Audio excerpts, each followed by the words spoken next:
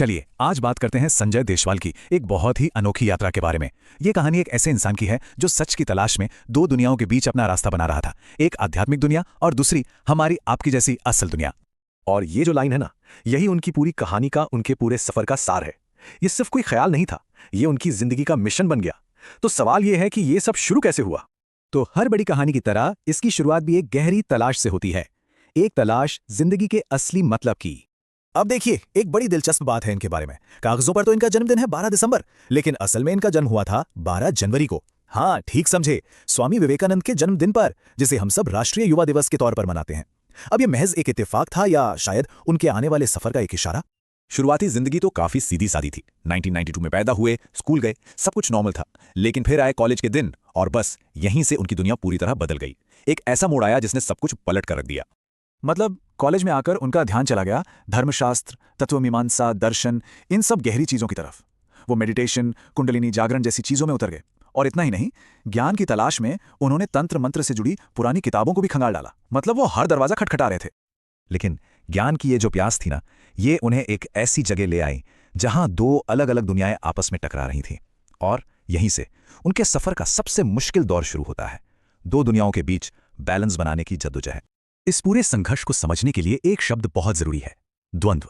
द्वंद्व मतलब अंदर की खींचतान, एक कश्मकश, जब दो बिल्कुल अलग अलग ताकतें आपको अपनी अपनी तरफ खींच रही हों। बस इसी हाल से वो गुजर रहे थे। देखिए, एक तरफ तो वो थे जो शास्त्रों में, ध्यान में, परम सत्य की खोज में पूरी तरह डूबे हुए थे।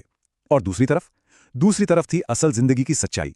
पैसा कमाना था, नौकरी चाहिए थी, और इसी बैलेंस को बनाने के लिए उन्होंने एक टीचर के तौर पर काम भी किया।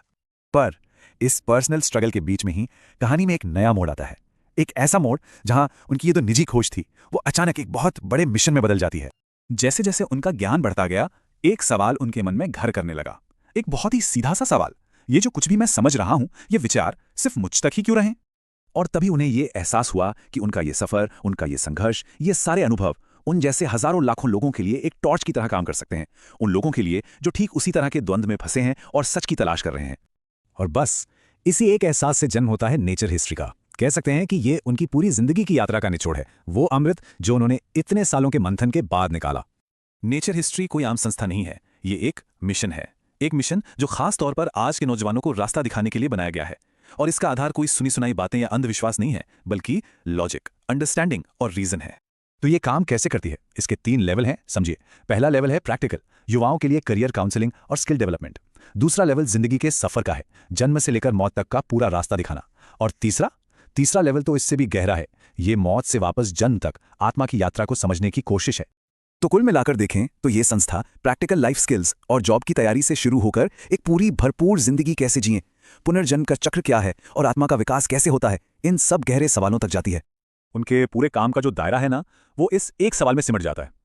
ये सिर्फ जिंदगी की बात नहीं है, ये पूरे साइकिल की बात है, जन्म से मृत्यु और फिर मृत्यु से वापस जन्म तक। तो संजय देशवाल की ये पूरी कहानी, उनका ये मिशन हमें एक बहुत गहरे सवाल के साथ छोड़ जाता है। वो सवाल है कि आत्मा का विकास चरण आखिर है क्या, और इस बड़े सफर में हम सब अपनी अपनी यात्रा में आखिर हैं